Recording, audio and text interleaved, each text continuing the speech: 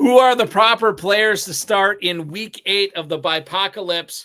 What are the key decisions you need to make in your lineups trying to win in week 8 to make sure that you have your best chance to win $1 million in the FFPC Main Event and the FFPC Big Gorilla? We've got a great show for you tonight. Jason Millitch, the 9th place team owner in the FFPC Big Gorilla tournament, is here. Ferrell Elliott is here as well, the commissioner of the high stakes fantasy of the Kentucky Fantasy Football State Championship at KFFSC.com. My name is Eric Balkman. We got a bunch of guests coming up as well. Stick around. Your high stakes fantasy football hour starts now. Can't stand the pressure. I've seen greater men than need a lesson. Broadcast live and heard around the world, you are now watching the most entertaining hour of radio on the planet. Welcome to the High Stakes Fantasy Football Hour presented by myffpc.com with your hosts Eric Balkman and Ferrell Elliott. The High Stakes Fantasy Football Hour is your home for analysis from the best players in the world. And now, because no one else was available, here are Eric Balkman and Ferrell Elliott. Solace in the scripture. Are we not all our father's sons? All right, I beg your pardon, ladies and gentlemen. We are it's a wild night here tonight on the High Stakes Fantasy Football Hour. We are live now, 2 minutes past the top of the hour, and there are plenty of people that want to say hi tonight. So I'm going to let them say hi as we open the show tonight, heading into week 8. Go ahead, guys. Pop There's up. Kids on the show There you today. go. So we got Oddsmaker right now wearing John Terry's bulky beret right now, with Oinker honking right away. Oinker's very excited. Say hi, OMG. Hi. All right, there you go. OMG on. And do we have Oddsmaker and Oddsmaker's buddy coming on tonight? Yes, we do. They're Okay, right well back let's there. get them on right now. No, I'm first. No, this is not 6-7. All right, we got the 6-7 on. Go ahead. Oddsmaker, you're gonna come on now, or it's not gonna happen. Okay. I need No, to... you're OMG. You're OMG. Yeah, I'm OMG. Okay. Oddsmaker, you got to come on now. No, it's not. There's Oddsmaker's buddy. All right. So I have something to say. Go ahead. So to my teacher who might be watching, recently 2 of their kids in their class in 6th grade, they're 2 girls. I believe it was, I don't know, but they're probably not watching right now because no one watches this show. But everybody watches this show. What are you talking about? Stop touching my hat. James Hicks, yes, Oinker's here. So they gave her a stop. You have like 15 seconds. So they gave her the stuffy, and she called it her son, and it is Reggie. She did not name him after Reggie White, but I would Reggie White is what she's trying to say. Yeah, Reggie White. I would just like to give a shout out to her. Hi, if you're watching, Miss Jans. Hi. All right, there you go. Miss Jan's got the shout out from OMG. Oddsmaker, do you want to say anything before we get the show going here tonight? Yeah, aren't you got some questions for me? No, I don't. Yes, you do. No, I don't. I have nothing for you tonight. Do you have any questions? Do you have anything you want to say? You said that you're going to tell me a question. Okay. You got to ask. So the guys behind me right now, Oddsmaker and let's call him the Freemason, are in the same fantasy football league, right? 6-7. Do you guys have any questions that you want to ask the high stakes players tonight about your league, about what you should be doing with your players on your team? Any questions Yeah, that I you want want to know the record. No, you have to ask that, like, if you have any questions about your team. Do you have any questions about your team? No, you can help me What with should that. I do with TJ Hawkins? And Oh, this is great. TJ Hawkinson. Let's post it right now. YouTube chat, let the Freemason know. What should he be doing with TJ Hawkinson right now? I'm going to be honest with you. I don't have a whole lot of faith in Hawkinson, but I had to start him in the Bipocalypse in week 8. So, it is what it is. I started him. I'm still keeping him on my roster. We got Dave Nowitzki right now on YouTube chiming in. Drop him. Freemason. He's saying drop TJ Hawkinson. All right. But that's one guy's opinion. You never know. We also have Jay Taj on YouTube saying bench him. He's saying bench TJ Hawkinson. all right. I am of the opinion that you bench him before you drop him. All right. Okay. Guys, anything that you want to say? What should I do with my other tight end that's out? Who's your other tight end? I forgot. Well, you got to know who your other tight end was. It's not Hawkinson? No. Okay. It's like Kincaid. Oh, Dalton Kincaid. Yeah. Dalton Kincaid. Okay, so I'll let everybody know this week. Right now, FFPC tight end premium leagues, you have to start them.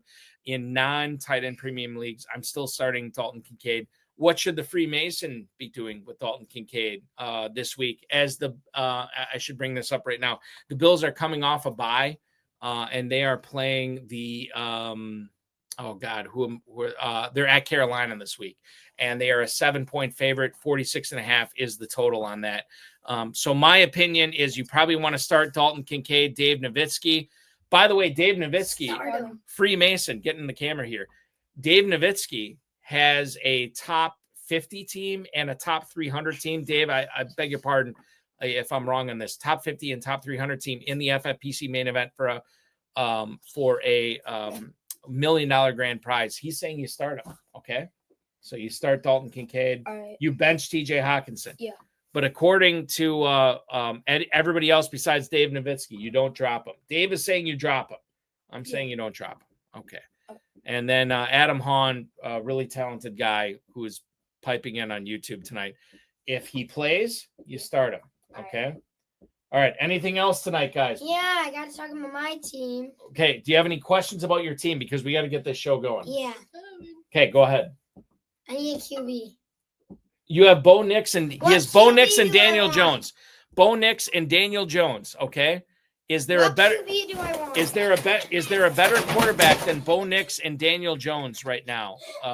FFPC players out there. You're gonna leave? Yeah. Okay, you're gonna leave.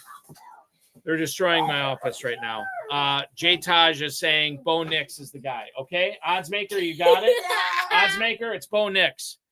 Okay. Holy cow! I'm so sorry, ladies and gentlemen. As we get going, yeah, Tom Smith, 13 on YouTube. You have your hands full, Balky. I do. All right, guys, go upstairs, hang out with your I have mother. one more thing to say. Hurry up. Okay, it'll take like 5 seconds. So I want to give a shout out to all the kids out there who are from middle school, at this point, even 3rd grade. I'm saying it for you guys. 6'7". 6'7", all right. 41. 6'7". OMG is out. All right, there you go. OMG is out, and we are live, ladies and gentlemen. I apologize for that start. Wow, we are 8 minutes into the show. It is, it's been fantastic. James Hicks, 3046, our good buddy, the godfather of Oinker. Hostile takeover. Yes, it has been a hostile takeover tonight. What does 6'7" mean, though? Adam Hahn wants to know. I don't know. I just go by what my kids are saying. I saw the South Park episode a couple of weeks ago. I don't know what it means. Okay, let's get into it tonight, ladies and gentlemen. This has been wild. If you want to connect with us on the X, you can do so at HSFF at Eric Balkman. Of course, at KFFSC, official at jferrellelliott on X as well, if you want to chime in. And let your piece be known with the KFFSC.com at KFFSC.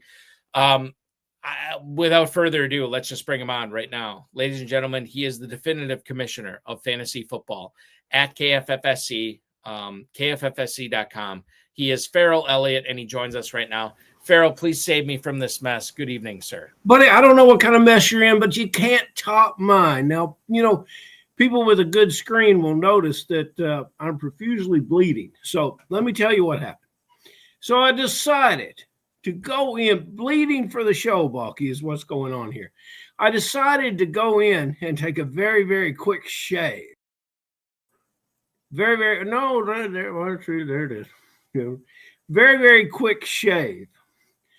The trying and quick are the key words here. I failed miserably. And so I went to the tent. There was no trainer there. I went to the bandage provider. There was no bandage provider there. So we're gonna, I'm gonna use Oinker's hair, and we're gonna make sure that I don't lose too much blood in the show. Those of you who can't stand it and are a bit squeamish, please look away, and we'll go from there. What other kind of What other kind of activities have we had tonight? I don't pretend to make fake humor or whatever on the show, but with my kids and the sleepover that we were hosting tonight, and then you get Ferrell. Yeah, sleepover? Yeah, it's a sleepover. And then you get Ferrell chiming on with a bleeding face. All right. Okay. Listen, if I don't get it together now, I will not get it together the rest of the night. So, okay. I'm looking a little pale. I wonder why. Well, it's oh my goodness. Everybody chiming in, right? If I faint, hold on. 911. Gee, Taj, wild show tonight. Adam Hahn, Let It Bleed. Let's see here. What else do we have? J Taj, just stick the toilet paper on there. Ferrell, Tom Smith. Thanks for the laughs, guys. LMAO. Bill Hollywood chiming in. LMAO. We also have James Hicks, 3046, the godfather of James Hicks would be in favor of a little blood and gore. Yeah. That can. And he says best show ever. I can oh see my that. God. Let's talk football, Balky.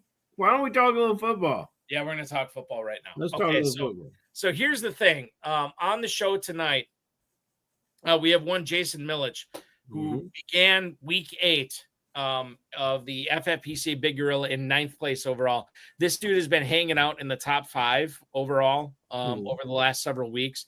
And I just spoke with him prior to the show, and we are working on getting him a link to the show right now. Okay.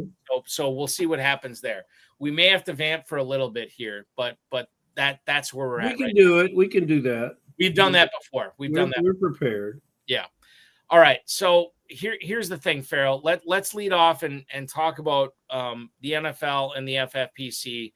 And I think we have to bring up I don't know if this is the biggest news of the day, but I mean, if it's not the biggest, it's certainly top 2. I already know the biggest news of the day. What's the biggest news of the day? Pittman's on track for 85 catches and 12 scores. That's not the biggest news of the day. That is the biggest. What? There's bigger news than that? There's bigger news than that.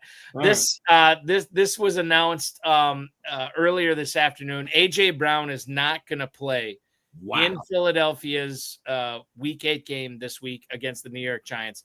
He didn't practice all week. Nick Sirianni had said prior to the announcement today that he could play without practicing, but it doesn't sound like that's going to happen because he's going to be officially out against the Giants. This is a massive workload for Devontae Smith. Obviously, if you had AJ Brown going, which I did in several leagues, you have to get him on your bench right now. Ferrell, I think the biggest thing for this right now is I think Dallas Goedert is going to crush it this week. And for FFPC tight end premium leagues, you got to get Goedert in there, like wherever you can. He should be started in 90+% Big Gorilla and main event leagues. Get AJ Brown on your bench, but Devonta Smith and Dallas Goedert, man, they're going to eat against the Giants this week. Well, of course they will. And there's so much talent in this team that all of them could step up and absorb what A.J. Brown is doing. And in case you haven't paid any attention, Balky, as we move into week 8, A.J. Brown's not having the kind of year that we would want or expect from A.J. Brown anyway. And, this and Smith is coming off a fantastic game. I talked to last week's guest, our beloved Mr. Tyler Clendenin this week, who made a full commitment to play in the KFFSC in 2026, despite the fact that I chided him for, his bust for the past week, if you recall, was Devonta Smith. And we might have let him talk a little too long. That might have been how we got to that. But he jumped in with 30 points. And then to make all fairness due, and we'll get to talk about Carolina receiving corps later. So, yeah, why not? I believe in Smith. You can believe in Goddard all you want, but I'm a Smith guy this week. How about this? Adam Hahn chiming in on this tonight. who's the bigger bust in FFPC this year? Is it AJ Brown or is it Nico Collins? I am of the opinion that it's probably AJ Brown, but man, I don't know. It's so close. Both of these guys, if you drafted Brown or Collins like I did, you've probably been disappointed with both of these players. Yeah, and you get in a situation with Nico Collins. If you drafted this player, you knew you were taking a little risk anyway. And so the AJ Brown's a sure thing. That creates the imbalance there. So here's the thing. My daughter wants her cat to say hi tonight. And I love that cat. I apologize for everybody here tonight. Go ahead, OMG. Phoebe wants to say hi. Yeah. Phoebe's just. Oh, right on cue, Steve. Right on cue. Yeah. There you go. Okay, goodbye. All right, perfect. All right. Is there a little sixing? Now, actually, OMG out. Okay. There perfect. you go. We got a winker with an oinker on this tonight. J-Taj. Yes, we know J-Taj. That is a big cat. Yes. That cat is massive. And we have tried to curtail the food and the feeding with that. It doesn't happen. So there you go. Okay. Ferrell, I apologize. We got Jason. What are you apologizing for now? You got cats and kids, and you're the greatest host in the history of fantasy football. I mean, why are you apologizing for anything?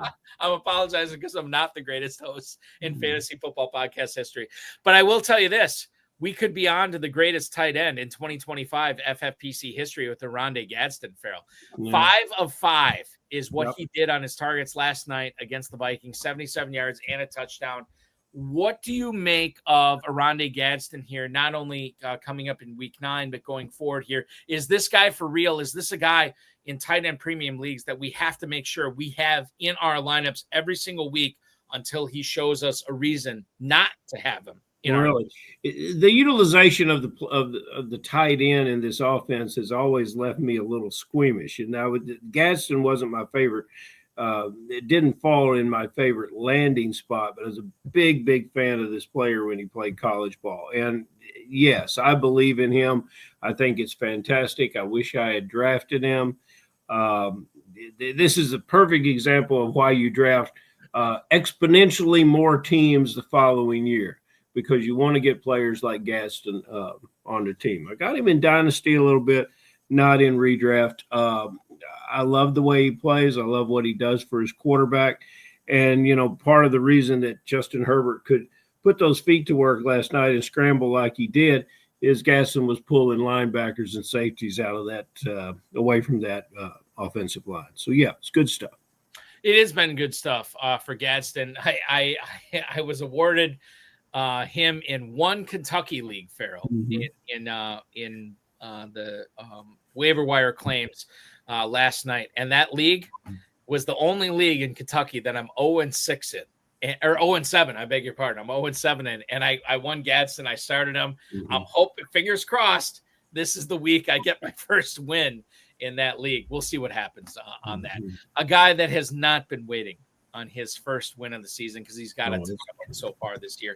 In fact, he started off week 8 in 9th place overall in the FFPC Big Gorilla, a contest that is going to pay $1 million grand prize at the end of the season. Please welcome our guest onto the show tonight.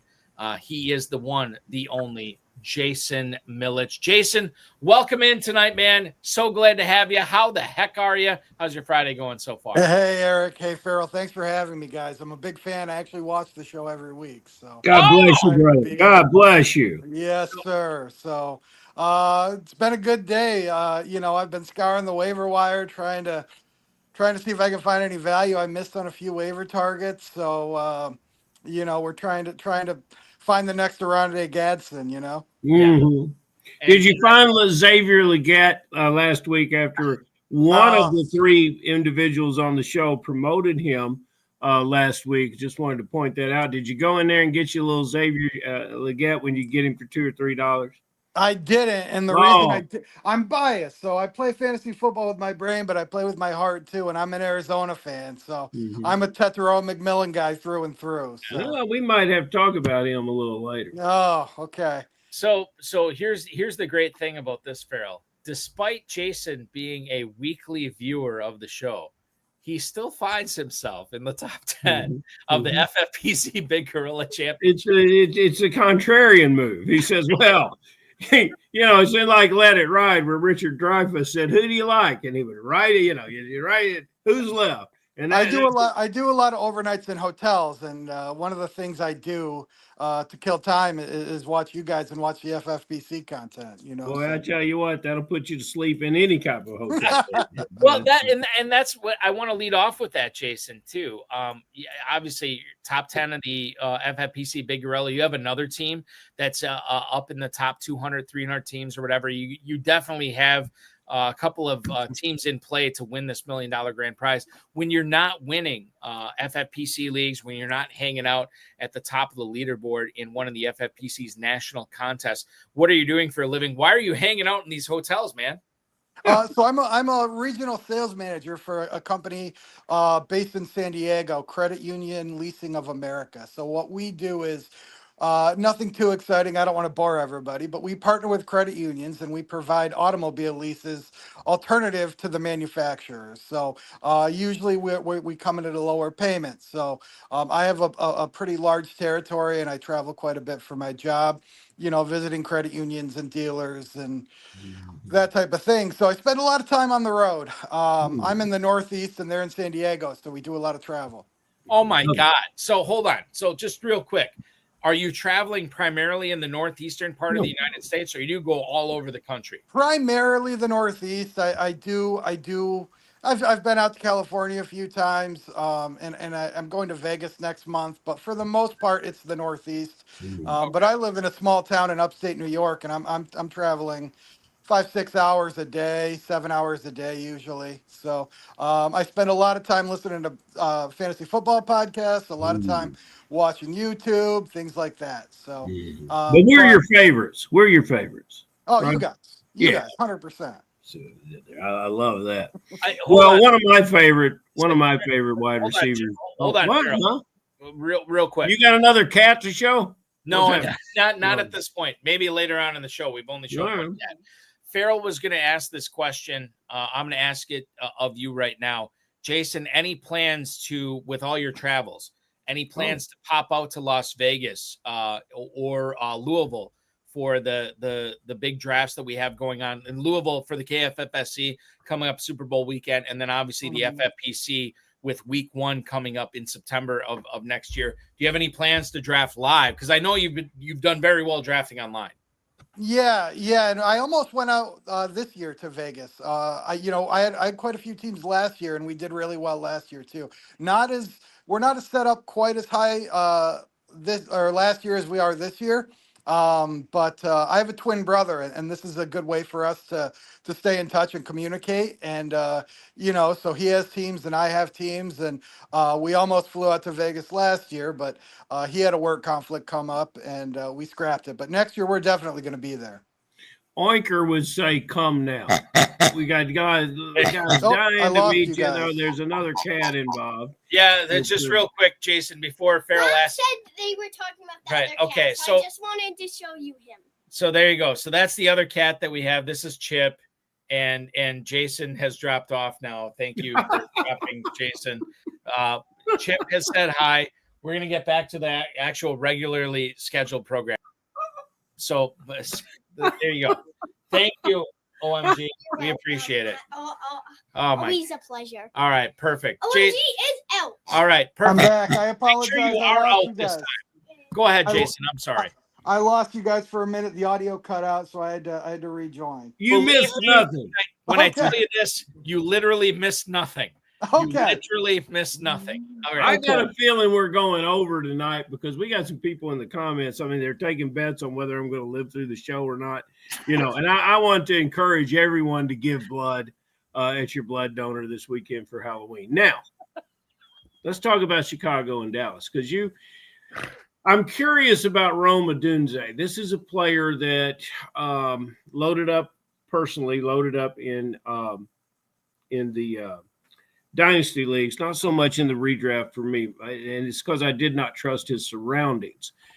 All of the receivers in Chicago have not had prolific catches, but this weekend You go up against the Dallas Cowboys, who've given up 16 air touchdowns this year. And if anything Odunze's done, it's find the end zone, 5 touchdowns. Can you meld those stats to, especially on this bye week when you might need Odunze? He's going to be in your lineup and you're going to count for big things. Is that the way you see it? It is. It definitely is. You know, he had a hot start to the season, and then he did let us down the past few weeks. But I mean, Dallas has a little bit of a porous defense. I worried more about Caleb Williams than I did Rome Odunze. The talent's always been there for Rome. I was hoping Caleb would take a leap forward this year, and I was hoping Rome would eat into DJ Moore's target share. And he has, you know, and Rome's a playmaker. So if he gets the ball thrown to him, I love him to have, you know, 80 plus and a touchdown this week. Yeah, from the I've got the wrong opposition for the Chicago this week, obviously. Oh, no. Yeah, this is the Ravens, not Cowboys. Yeah, but I'll be honest with you. Is there much of a difference between the Cowboys?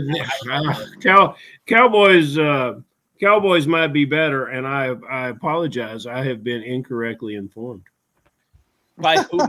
Who informed you on that? Was it this guy that's hanging out with this AI in my phone? You know, that's a really smart question. You know, they're such ass kissers over there. And Baltimore's another defense that, you know, a lot of people liked a lot this year, and they have given up a ton of points, you know, and they're just not.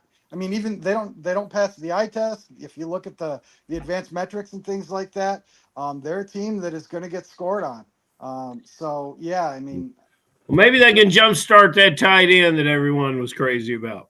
Likely or Andrews? No, the other side, the Bears. Oh, maybe they can jumpstart the Bears. Loveland. Yeah. I'll be honest with you.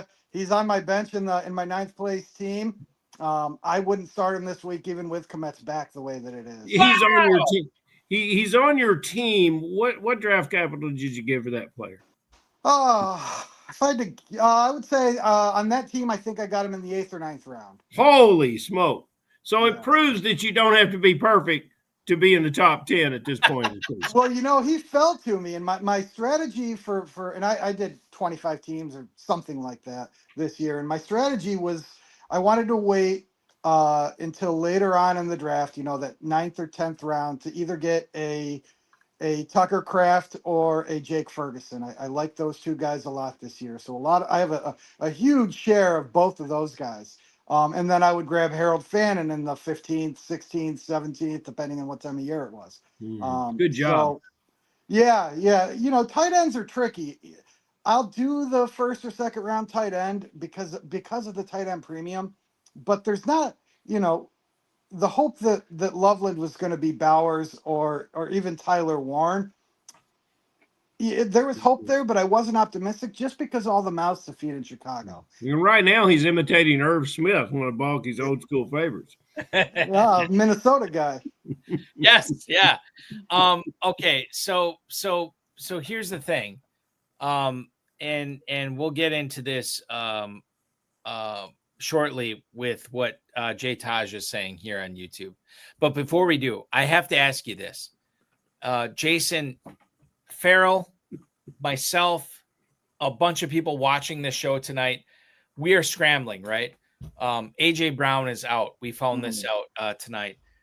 This is not to mention all the other players that are either out, questionable, or on bye this week. 6 teams on bye, which is creating a massive problem for all of us trying to win big time in the FFPC or the KFFSC.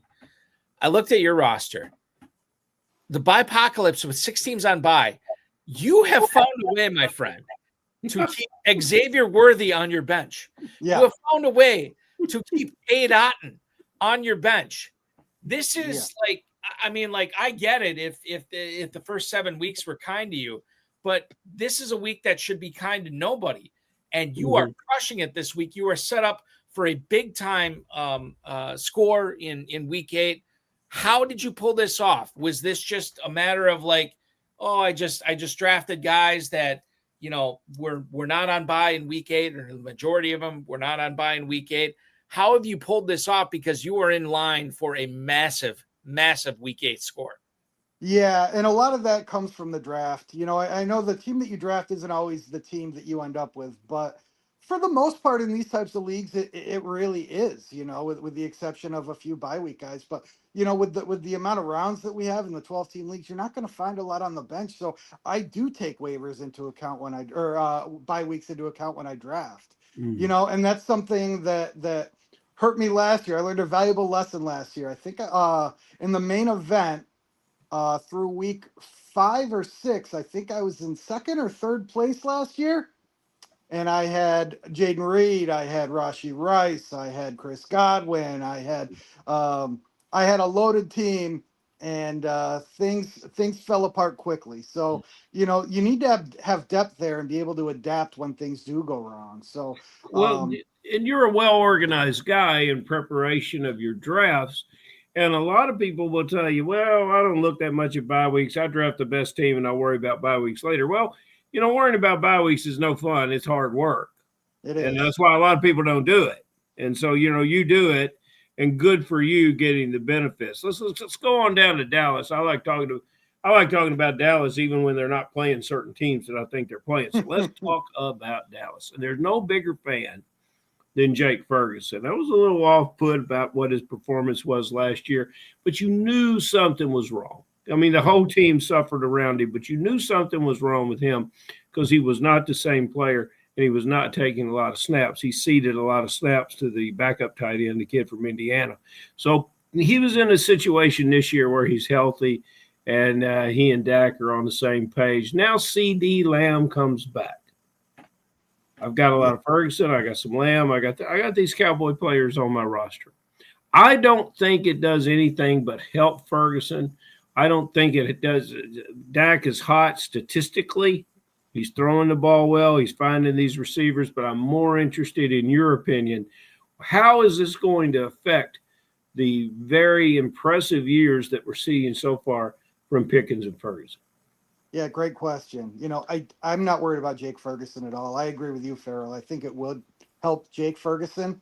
I do worry a little bit about George Pickens. It's a very small sample size, but in the few games that we've seen, especially week 1 with CD and Pickens, Pickens wasn't nearly as effective as he was when CD is out. And that's to be expected, right? Because when you have guys like Jalen Tolbert or somebody like that, taking those targets, George Pickens is going to be the alpha there, and Jake Ferguson is going to get catches. Jake Ferguson is a huge asset, especially in a 1.5 PPR league. But I do worry about George Pickens. So, back to your point, Eric, about Xavier Worthy on my bench, it might be George Pickens soon, to be honest with you. We'll see. And you got Pickens in there. I do this week so far. Now, I haven't finalized this week yet.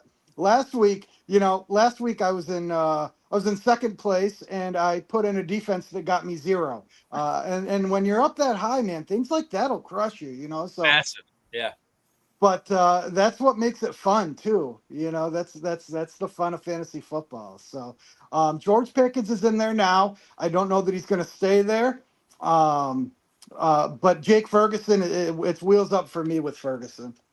It seems to be wheels up for both the Dolphins and the Packers for both of their big weapons in week 8. However, I think both of these players, Jason, are listed as questionable. Yep.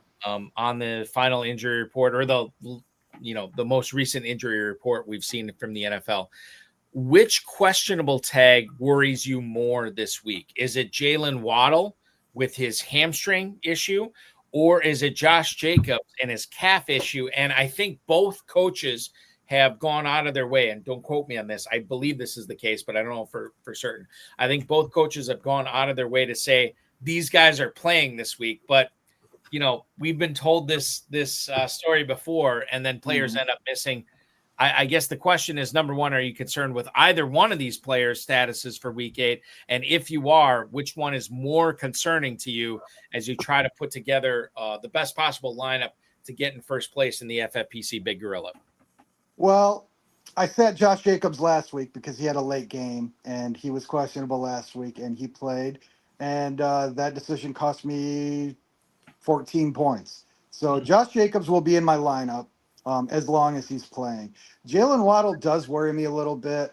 The Dolphins in general worry me. Jalen Waddle was a guy who I thought fell pretty far in drafts this year.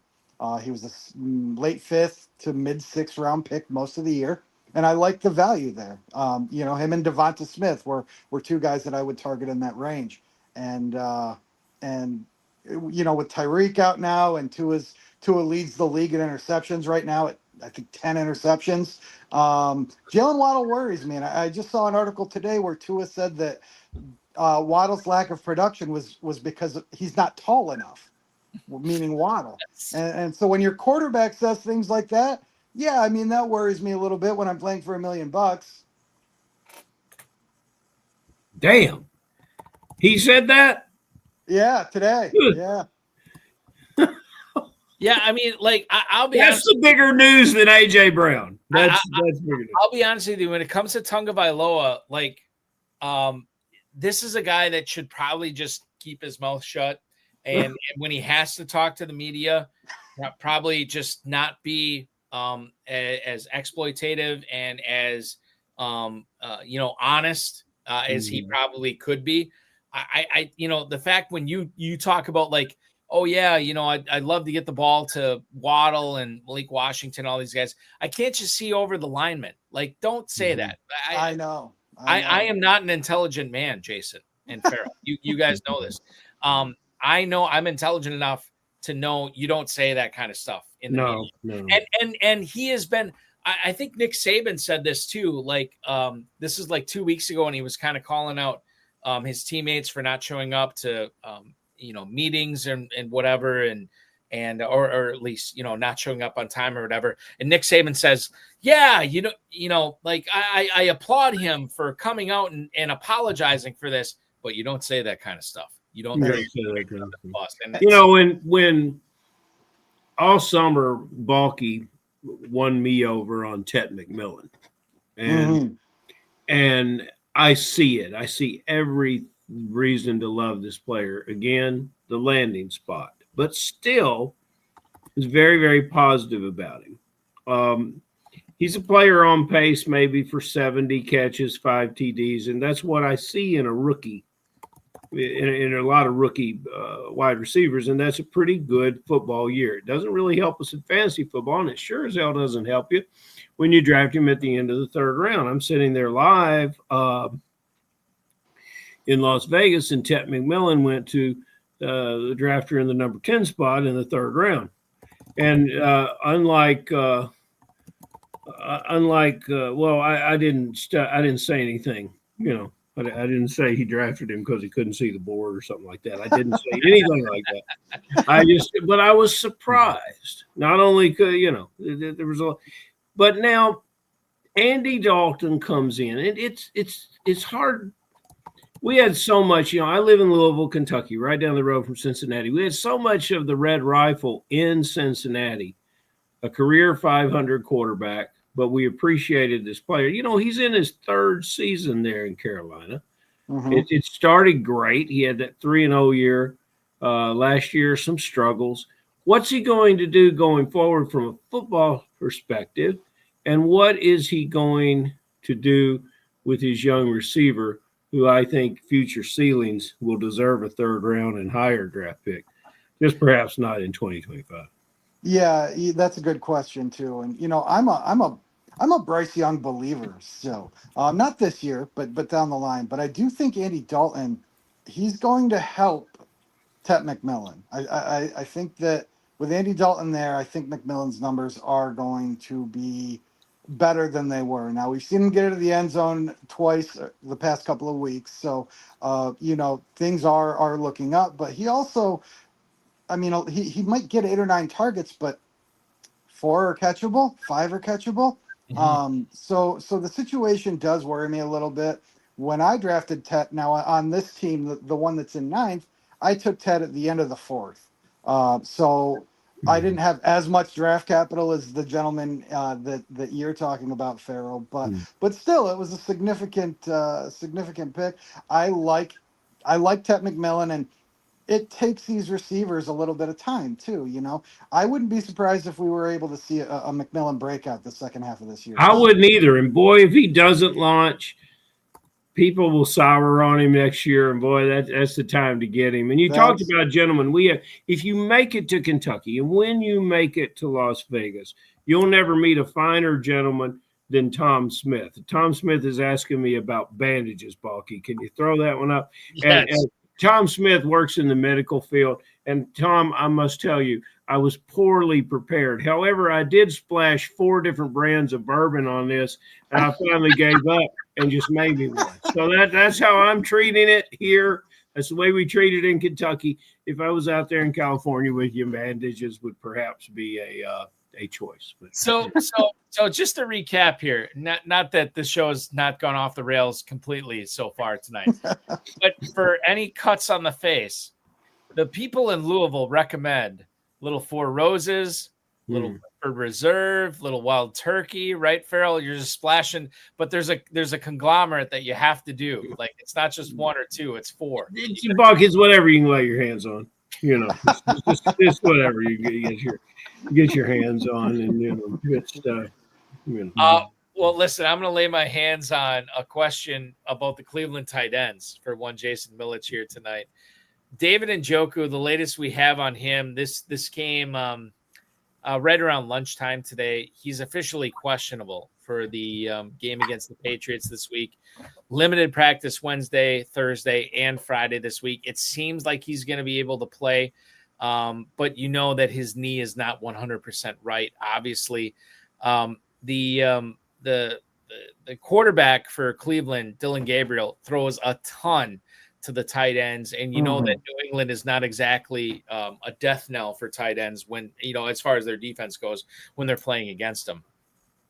If you look at this situation right now, and I don't know if you're facing this in any of your leagues, Jason, but if David Njoku is indeed active for this game in a week when we have 6 teams on bye, do we still need to go out of our way to cram a guy like Harold Fannin in our tight end premium lineups this week? I would, without question. Harold Fannin, regardless of whether Njoku plays or not, I mean, you're talking about a guy who led the NCAA in yards last year as a tight end. That's not just tight ends. That's receivers and tight ends. The guy is an athlete, and they'll line him up in the slot. They'll get creative with him. I think he's actually had some run plays this year. So Harold Fannin, to me, is a guy that plays more that hybrid role, and if you watch the tape, he plays more that hybrid role than just your traditional tight end. He's a receiving tight end, and he's been consistent. And yeah, I liked when I'm drawing a blank, the Cleveland quarterback that just got traded. Flacco, excuse me. When Joe Flacco was there, I thought that he and Fannin had a nice connection, but I also like that Dylan Gabriel, or if it's Shador, will be in. Either one of those guys is fine, because their quick reads and their safety blankets are going to be Fannin, are going to be Njoku. So to me, Harold Fannin is a no-brainer, must start, and I'm starting him this week over Xavier Worthy, over K-Dot, and whether Njoku plays or not. That's Fannin is a type of player. You hear much about these hybrid tight end slot receiver guys, but Fannin is a guy that has elements of what makes a great tight end and elements of what makes a slot receiver. And that's what makes it so perfect. The things I like, despite the fact that he had no catches last night, Johnston, the receiver, I called him Spider-Man. Fannin is the same guy, long arms, range. The catching window for this player seems to be unlimited. I think you found a good one there, and I agree with you. Put him in a lineup. And Jerry Judy's disappeared, right? I mean, 3 for 42 doesn't really cut it.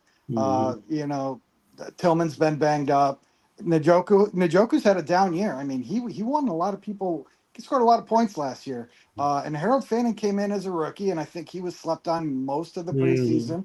I know he got steamed up towards the end of draft season, but for the most part, he would go undrafted in a lot of leagues early in the year, or you know, in the late teens, early 20s. You know, Nobody trusts that Bowling Green, despite the fact they turn out some very good ball players. Yes, One of they them do. playing defensive line for Balky's Packers. Poor old Colston Loveland. Just can't keep, you know. Yeah, I think Jake Valich, Balky. What? Hold on. Who's the Bowling Green lineman playing for Green Bay right now? Oh, hell, I could have told you. Is this Carl Brooks? Am I Brooks? thinking? Yeah, Brooks. Yeah, it's Carl Brooks. Okay, all right, fair enough. Go ahead. I really like Carl. Carl, good player. But when you go look at tight end, Jake Valich came in. Balky, you might remember this. Yeah. One of our most favorite players. He came on the show in the middle of the summer, and we were talking Loveland and Warren. And I don't know how much Warren you got, but you probably do, considering how successful you're being.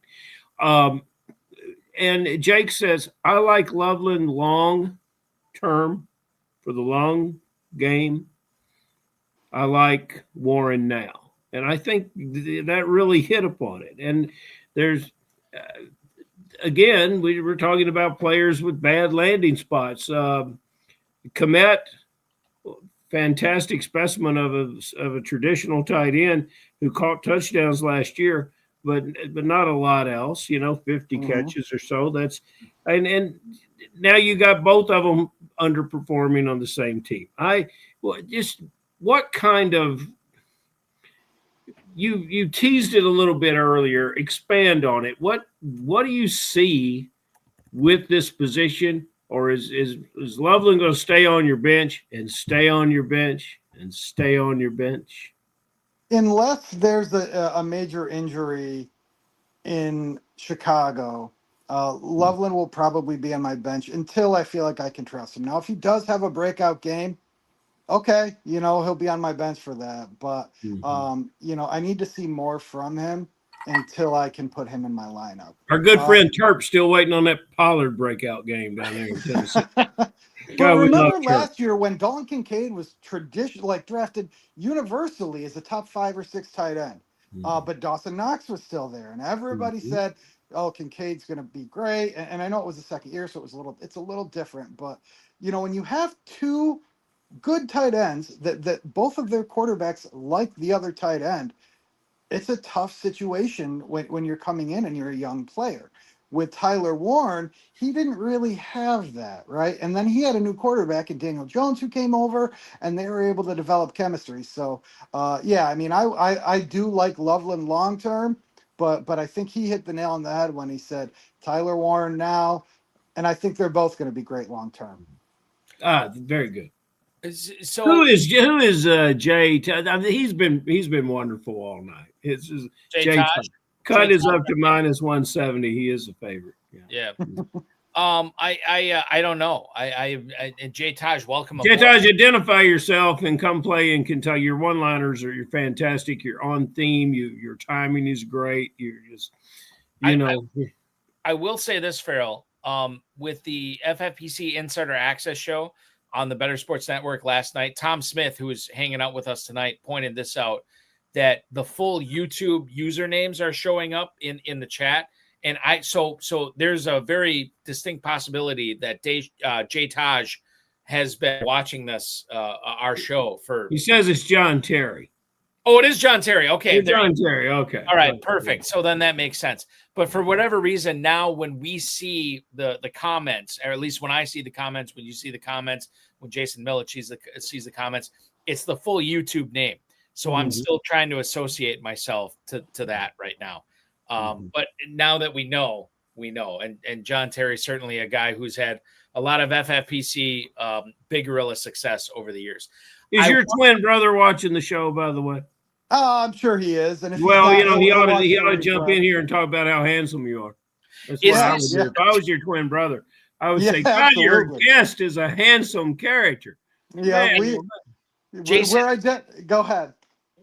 Are you identical twins, or is this like non-identical? It's like us, Balky. They're identical. Identical? So we're identical mirror twins, actually. So I don't know if you guys know what that is, but no, I don't. Enlighten us. We're identical, but I'm left-handed. He's right-handed. No way!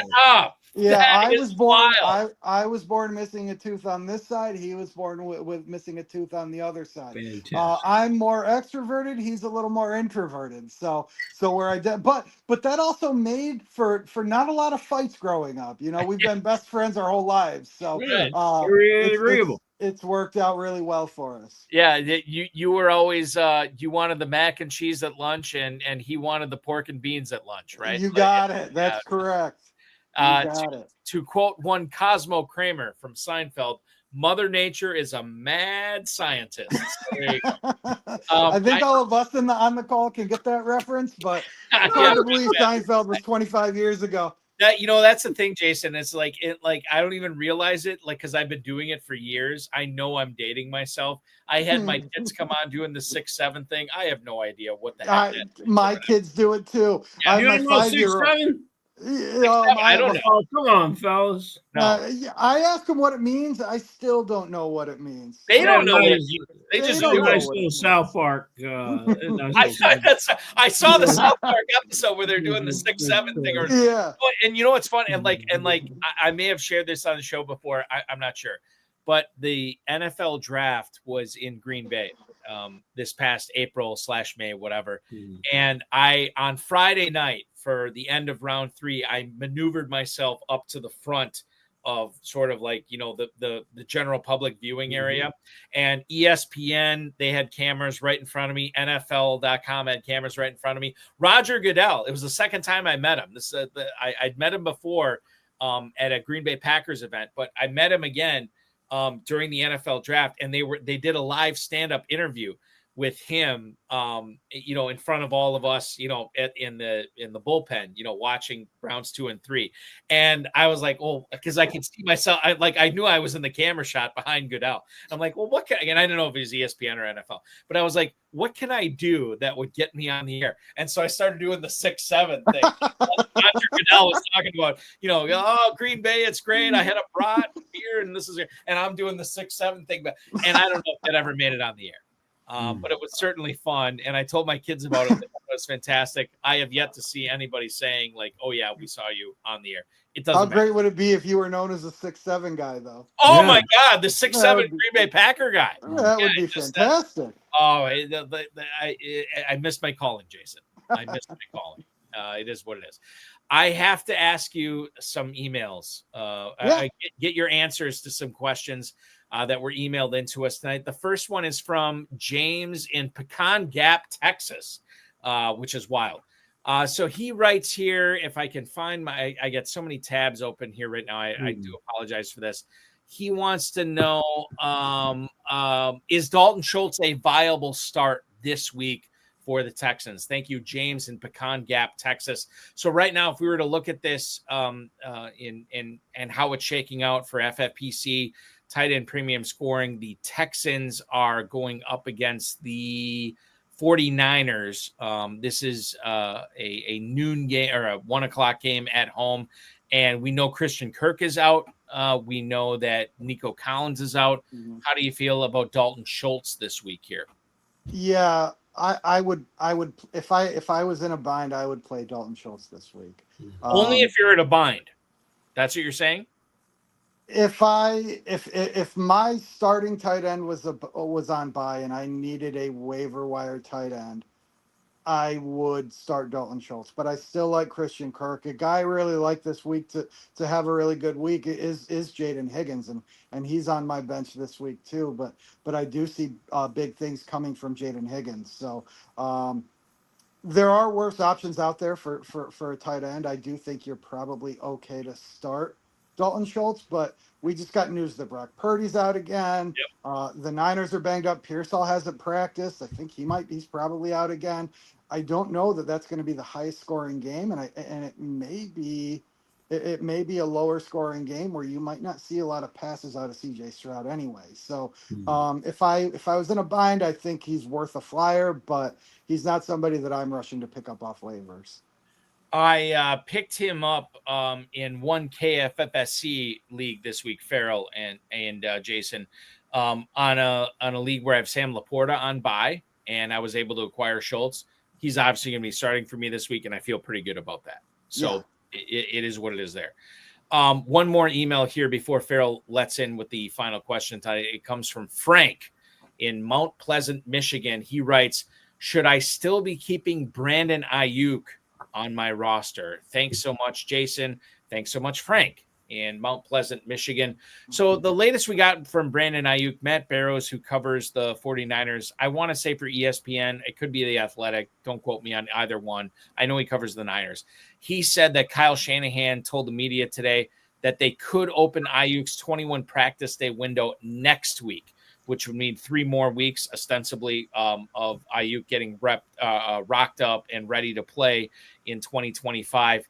Dude, I don't know. Like, Jason, I think my whole thing, and I have Ayuk on a couple of rosters. I think if you could make it through the Bipocalypse this week, in week 8, and you can still keep him on your roster, then yeah, you should do it. But if you can't, you can't. And I just don't know what we should be expecting from this guy before the calendar turns to 2026. Yeah, I think it all depends on your situation. He could be valuable during that sprint, for the million. But you need to make it to that sprint. And if he's clogging up a roster spot and you're maybe not a clear 1 or 2 team in that league, then I think it's okay to cut him and pick up somebody else who can help you actually make the sprint. So I would be okay cutting him, but I think it depends on your situation. I think if you can afford to hang on to him, hang on to him. But if you really need to win, I think you're probably safe to cut him as well. I think we all need to win. I mean, but unless you're in 9th place, you sit there and you wonder, do I really need to win, Balky? Do I really Yes. need it this weekend? Yes. Yeah.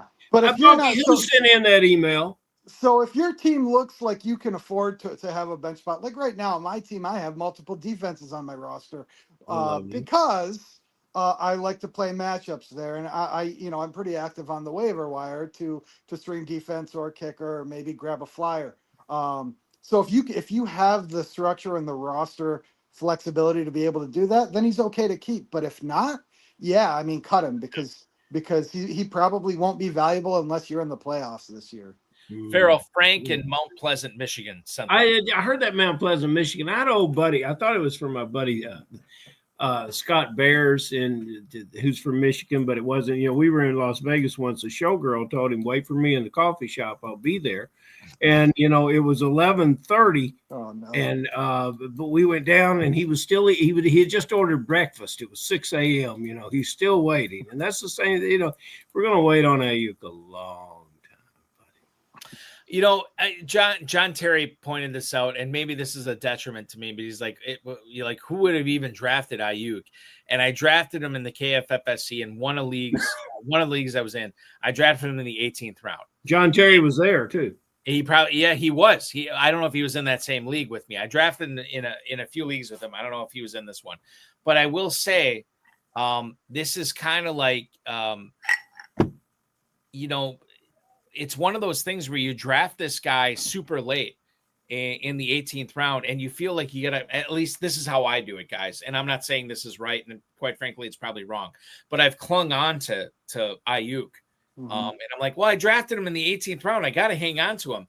And, he made it through. Like, I looked at that team. It's not great, but it's still in contention. And I know I can make some hay with the remainder part of the regular season in the KFFSC, and he's still on my team. So now at this point, if I can make it through week 8 with 6 teams on bye with Ayuk on my team, I got to keep him around, right? And I don't think that's necessarily true. I think that there are better ways to spend your roster spots on injury away type guys, like for running backs, for sure. Kyle Monungai, Brashard Smith, players like that. And I'm not saying that those guys are available in that league or whatever, but I do think it's important to understand, even when you get great values on talented guys who have put up good numbers in the past, you have to kind of constantly be reevaluating how you feel about these players and how you win the FFPC, how you win the KFFSC. So while that seemed like a great deal in August or September or whatever, you may be costing your spots, or you may be costing yourself roster spots for players who can help you in the league playoffs, the league championship, the championship sprint going forward. And I'll just put that out there right now. And I might be guilty of that, guys. I might be guilty of keeping Ayuk on my roster too long. Can we Jason, all I think agree we've that all it's been okay? good. Can we all agree that it's okay to cut Joe Mixon at this point in time? Yes. Because I've seen teams that are holding on to Joe Mixon for dear life. He's not playing this year. That dream is over. I think it's safe to cut Joe Mixon. I don't know what happened. I mean, like even in dynasty leagues, Ferrell, right? I don't know. Like Ferrell, you play in a couple of dynasty leagues. I don't know if you have Mixon on any of those, but I mean, I'd be willing to just cut him loose at this point. Yeah. Well, yeah, but you get an IR spot, so. But I mean, even if you have like, what if those are taken up? Like I'd be. Well, then you let him go. And he's going to be 30. I mean, I think you're probably okay to cut him in dynasty. Yeah, he's not a young man anymore. He's not a young man. Ferrell, go ahead with our final question for one. Oh, buddy, the pressure is on. I talked about it earlier before you joined us. Our last week's guest, bust of the week last week scored over 30 points. So you've got to redeem all of us by giving us a guy that's normally in the lineup that's not going to perform for you. And then we want a sleeper. We want a sleeper. There are no sleepers amongst the guys we play. Everybody knows who the players are. But we want to know that guy who hasn't done it yet that's going to do it for us this Sunday. Go, Jason. Okay, so bust this week. A little spicy, but I'm going to say Drake May. I'm going to say Drake May against Cleveland.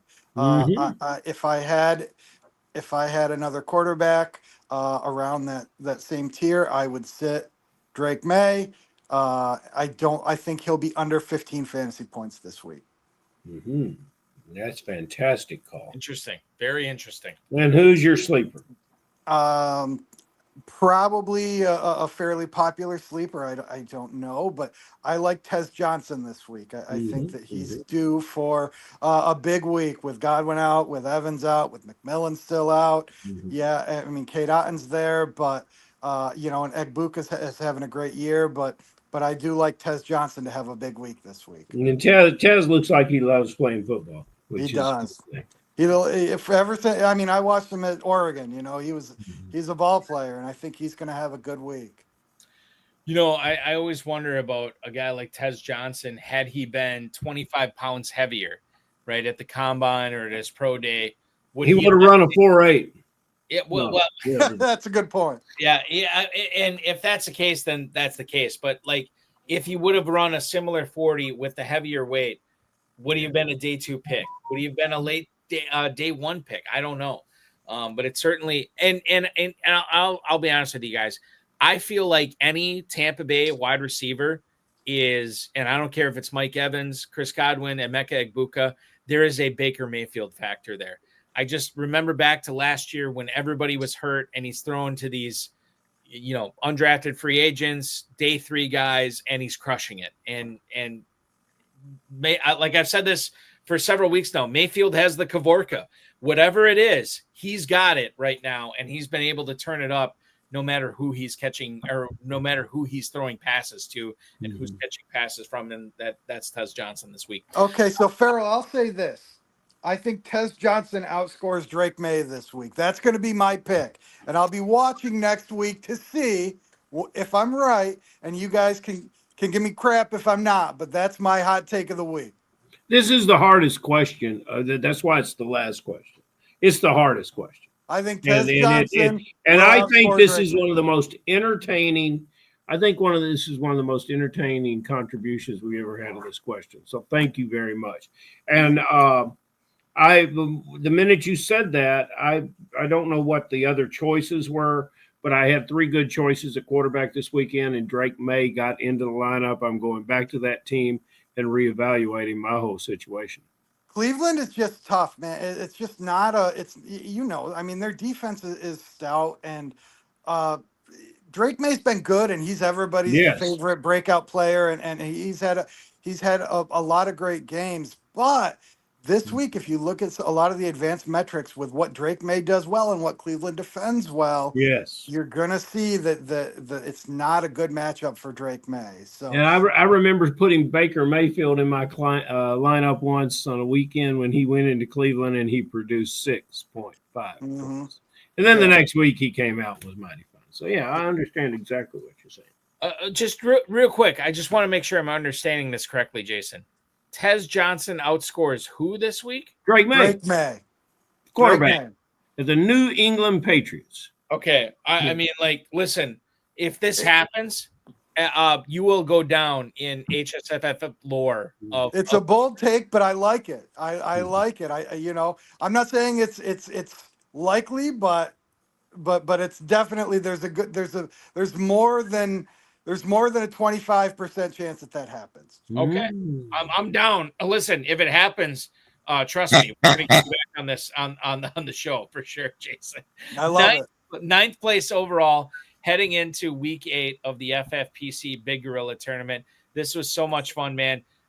Regardless of if your call comes true or not, you have been part of one of the wildest, weirdest broadcasts in HSFF Hour history when it comes to, the oinker that Ferrell just showed, my oinker here, obviously my kids' friends that are sleeping over tonight. It's been a crazy night, and hopefully it's a crazy end to the season for you, cashing that $1 million grand prize in the FFPC Big Gorilla. Be good. Good luck the rest of the way. Thank you so much for hanging out with us tonight, and we will talk again soon. Thank you guys for having me, and hopefully I talk to you again after I win the $1 million prize. So that's the man, Jason. You got it. Be good, man. We'll see you. Have a great night. Thank you. You do the same. That is Jason Millitch hanging out with us tonight here on the High Stakes. Bill Hollywood was here. Bill Hollywood's been here all night. Yeah, but he's still here. God bless him. He is still here. Ferrell, let's go through I'm not going to read the whole emails here, but I want to go through these starter sits here. You want to do them quick? Yeah, we can do them quick. Right. This is from John in Oregon City, Oregon. John in Oregon City, Oregon. Ja'Cory Krosky Merritt or Chuba Hubbard this week. He's got to play one of them. Kind of a good situation to be in with 6 teams on bye that you can make this choice here. I lean towards Krosky Merritt. Farrell, how do you feel about it? If you're trailing and need to get points value to get back into one of the 4 teams in the FFPC league playoffs, put Krosky Merritt in. If you've got a good 1-loss record and you need to keep that, going, make the safer play with Hubbard. And I'm still saying Krosky Merritt because I'm betting on the talent, but there is a chance that because they're massive underdogs on Monday Night Football against Kansas City. So then I could see you don't want to play Krosky Merritt. Let's play Hubbard, but Hubbard's got to deal with Dowdle. That's the other thing. So if you're of the belief that Washington and Marcus Mariota gets massacred, then it's Hubbard. But anything else, I think it's JC. What's number 26's name? McNichol? Over, yeah. And if you get behind, it seems like he's such a part of the passing game. Totally true, which obviously hurts JCM.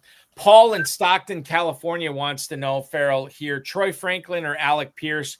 Troy Franklin at home against the Cowboys, Alec Pierce at home against the Titans. Both massive, you love the matchups for both of these guys, but I feel like the proper play is Franklin because Tennessee can't stop anybody, and I feel like that's probably going to be a big Jonathan Taylor game. So I am starting Franklin over Pierce this week. We think more of Franklin as a talent than we do Pierce, but it appears that every time that I'm watching the Colts play, that the downfield passing game and accuracy that Indiana Jones is having with Pierce is flawless. And I really do see the opportunity to hit the long touchdown, the downfield pass. And Franklin has frankly not put up a lot of yards with his catches. I might lean towards Pierce to try to get me back into the tournament. I picked up Pierce in a few Kentucky leagues this week, and I'm probably going to be starting him in a couple leagues this week. Mm-hmm. But if I had the choice between the two, I'm still going to lean towards Franklin here over Pierce. I get it, though. It's very, very close. Let's go to who's up next here. I got to look up my email.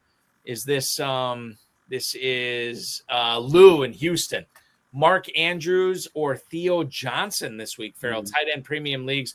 Mark Andrews at home against the Bears, a total of 49.5 in that game. Theo Johnson is at Philly. And I'll be honest with you, the Giants just played Philadelphia a couple weeks ago. Theo Johnson had like 2 for 27, 29. It was less than 30 yards. I understand the possibility of a bagel for Mark Andrews. I'm willing to roll the dice. I think Lamar Jackson plays. I'm going to play Andrews over Johnson this week. What say you? Andrews coming off of a bye in this situation where everyone needs to step up with the Ravens. And plus, Andrews has already had a 30-ish point game this year. Mm-hmm. And I don't think Theo Johnson, especially with the other tight end talent that's on that team, is going to get anywhere near that. Andrews is the easy choice for me here.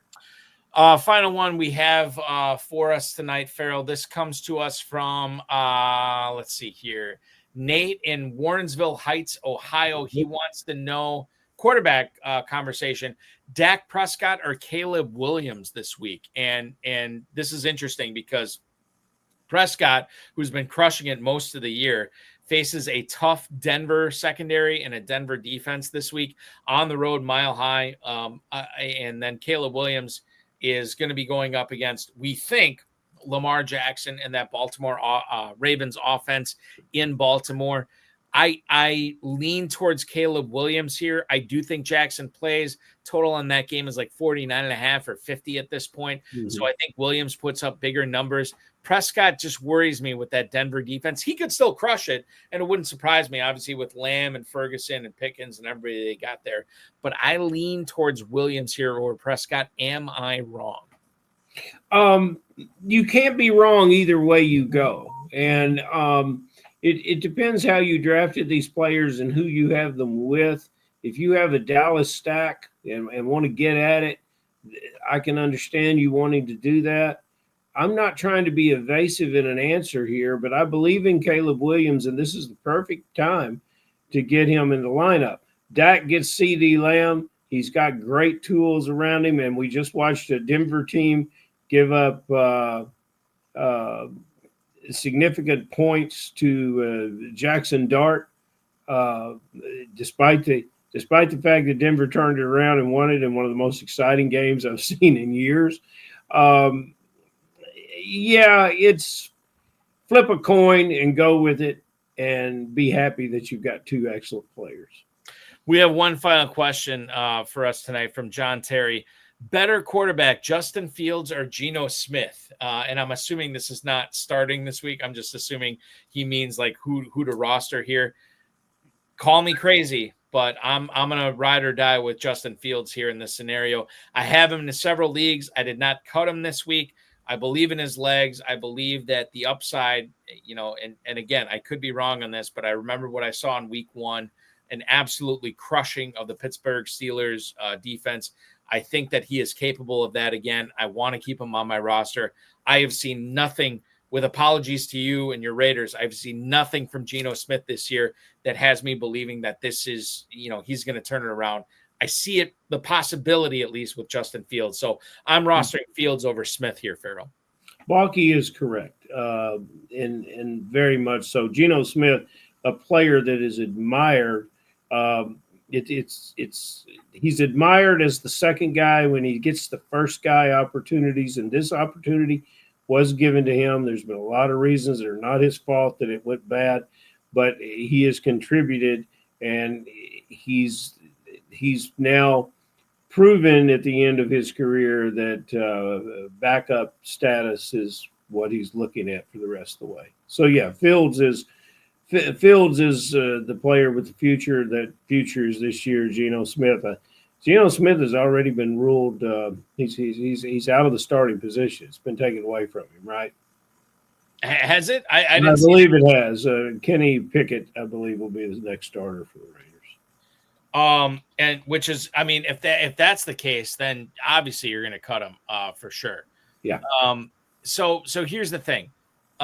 In regards to everything going on this week, you heard 75 minutes tonight of us gas bagging on a lot of players. I understand for anybody who is, listening to this or watching this on Saturday or maybe early Sunday morning, you may be struggling to figure out your lineup or figure out, who you're going to pick up to make sure that you have a complete lineup for week 8. It's going to be tough. Go with God on this. Hopefully we helped you out with everything tonight. If not, listen, we'll be back to try to be better in week 9. And that's the best I can give you here tonight. He is Ferrell Elliott, the definitive commissioner of fantasy football. He runs the Kentucky Fantasy Football State Championship. Check it out at kffsc.com. Ferrell, thanks so much for hanging out with us tonight. This was a blast.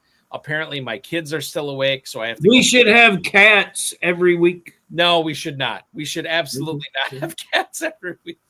I think we should have cats every week. Well, I'll let the listeners and the viewers post on YouTube. If you want to see cats every week, we'll bring on cats every week. I just don't know if that's the way we're going to go. I like to keep the cats on this show limited to Detroit Lions, Jacksonville Jaguars, and the like. There's a Panther in there. And Carolina Panthers, for sure. Ferrell, you are the man. We will talk with you at 10 p.m. Eastern time next Friday night. Thank you, sir. Balky. Yeah. I would tell everyone that wants to do their JT came in with a winner right there after everybody's gone to bed. I'd like everybody to scout for next year's draft by going to ESPN2 and checking in on Sac State versus the undefeated Montana Grizzlies. This is going on right now? This is going on right now, and Montana features a cornerback, Kenzel Lawler. Okay. Montana at Sac State. I'm looking at it right now. Okay, beautiful. This is what do we got? 14-7 going on right now in the just started the second quarter. Okay. Montana's in the lead?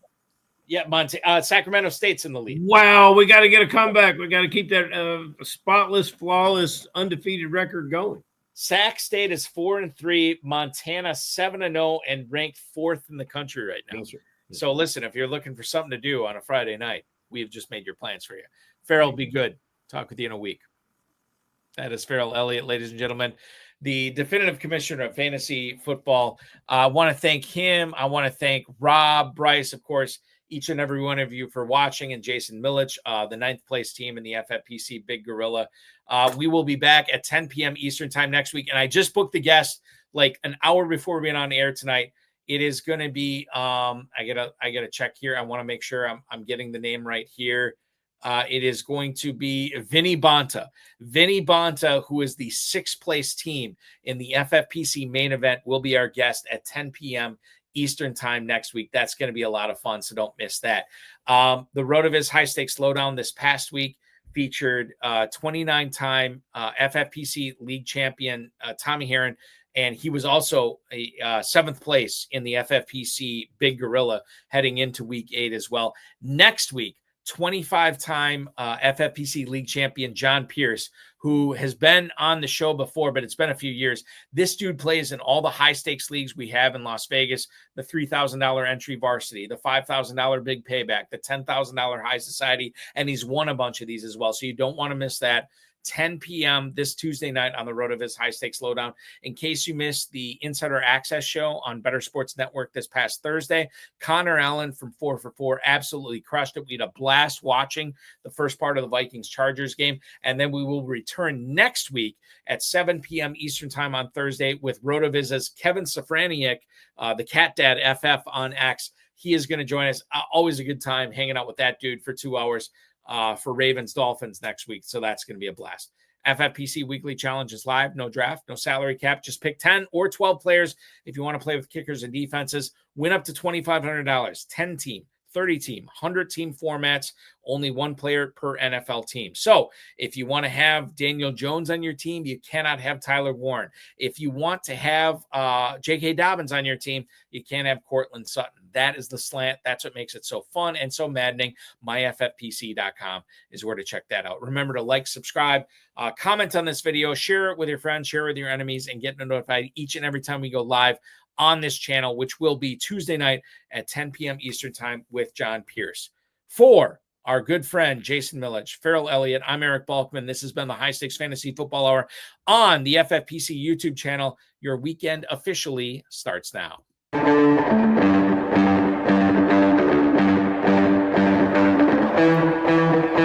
This has been another episode of the High Stakes Fantasy Football Hour presented by myffpc.com. It was broadcast live and was watched around the world. Balky and Ferrell will be back next week with more analysis, more interviews, and more advice from guests much smarter than they are. Thanks for watching, and we'll talk with you again next week.